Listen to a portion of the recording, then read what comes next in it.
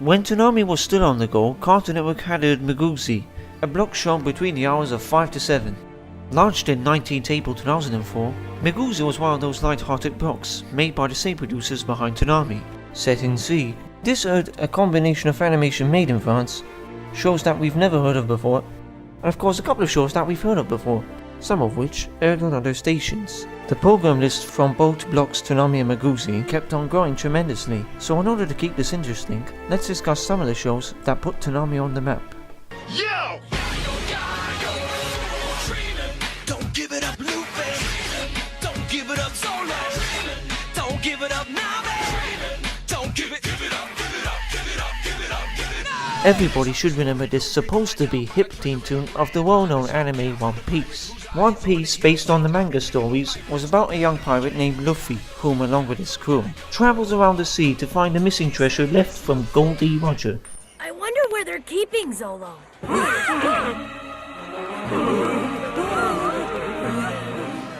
It has been told the 4Kids version of One Piece had cut out some of the violence, including a few of the story arcs. They had to be removed too.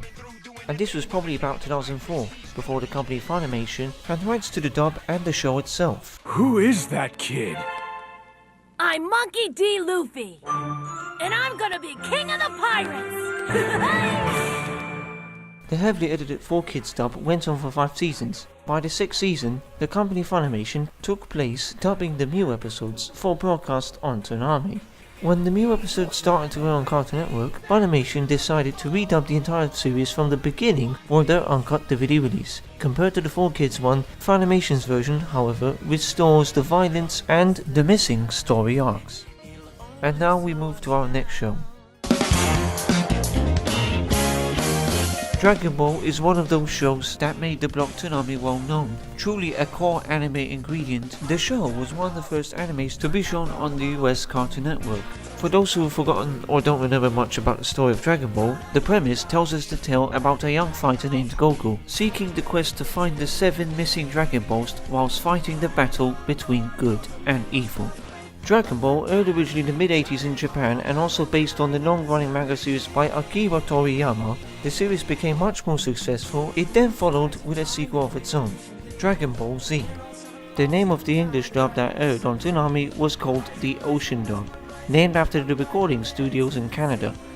Even though the original series was part of Toonami, at first it was its sequel DBZ that began this whole trend and made Toonami what it was well known for today. The show then became unexpectedly popular on Toonami. It embraced viewers to this whole new world of Japanese anime. DBZ had been around since 1998.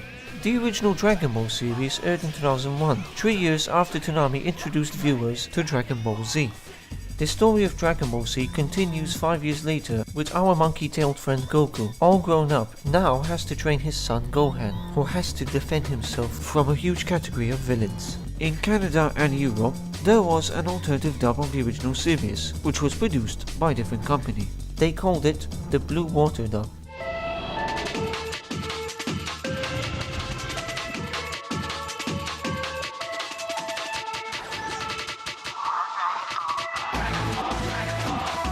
That particular dub and intro was the version that used to be shown on Toonami UK.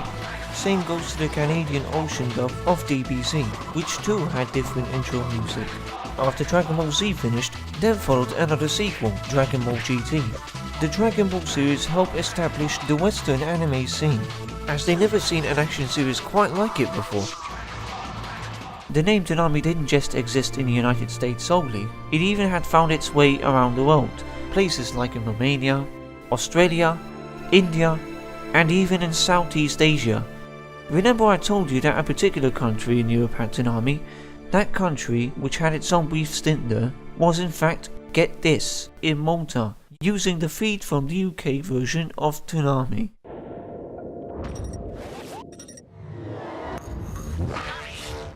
If you are familiar with this look and voice and saw this around at a certain age, turns out Toonami UK even found its way to Malta.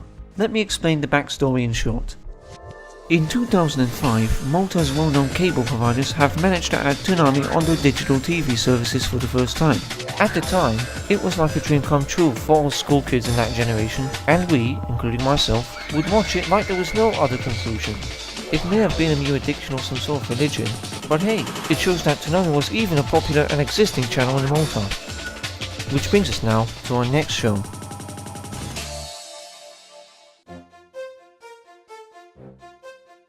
Code Yoko tells the tale about a group of 4 students who go to this boarding school. There they meet Aelida, a young girl who's trapped inside the digital universe of Yoko. An evil computer program under the name of Xana plans to take over the school, including the world, destroying all humanity in many different ways. Whether the virus attempts to control gadgets and possess humans in the real world, these kids then have to enter the virtual world to stop and disable Xana's attacks, and it's up to Odd, Yumi, Ulrich and Jeremy to save the day.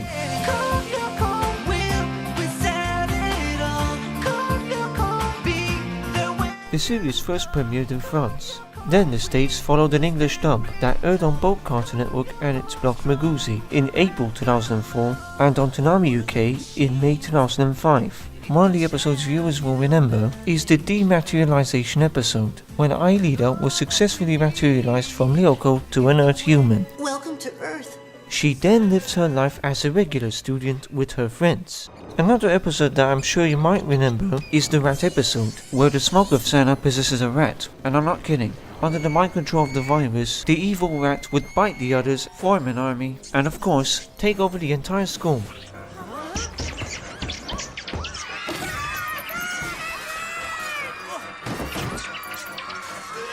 We better get out of here. That seems pretty dark for an animated series, doesn't it? So the rats would then encounter a fuse box by cutting out the electrical wires, leaving the entire city without light, including the school. In the second season, a new student named William decides to join with the gang, and for some reason he starts to date Yumi, which goes on throughout the rest of the series. Each episode always ended with Aelida typing the code very slowly, which reverts all the damages caused by Xana in the real world.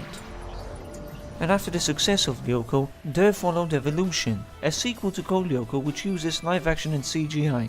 The fans who grew up watching the original might hate the live action series, but the CG animation in Evolution isn't that bad. They've updated the characters' graphics, and they even made Aelida's hair look pink, just like in the cartoon.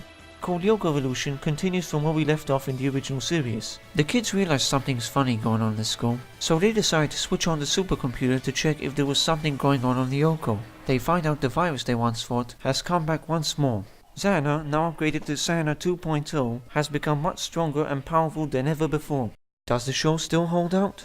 Well, to its credit, the show truly had an amazing premise that was way different from the other animated shows of the time.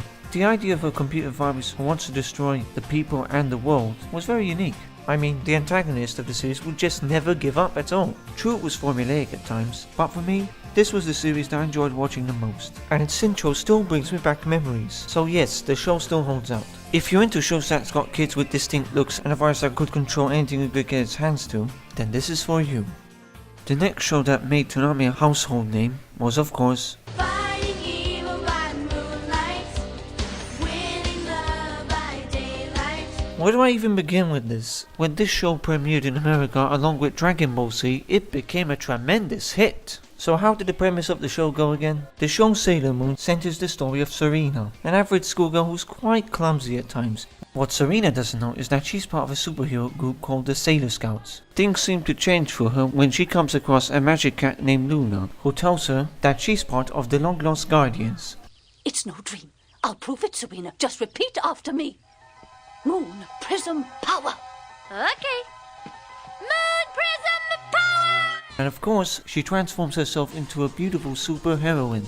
And it isn't her just only. Serena and her friends have to battle the evil forces of Queen Beryl and her henchmen who live in a mysterious evil kingdom.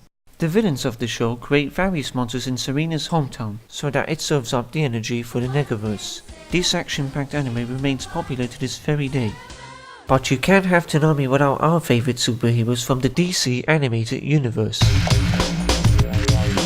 Yes, it's important we add DC on our list, as they created the coolest and awesomest superheroes to ever grace on the TV screen. When the Batman animated series premiered, they captivated us with its breathtaking action, interesting story development, and lest we not forget, the characters. It's just what makes them memorable. At one point, Toonami started to lose its viewers. Toonami was about to close down. On the third part, we'll find out what caused Toonami to close down in both Britain and America, and of course the surprise that everybody's been waiting for. Tune in next time when we upload Channelography.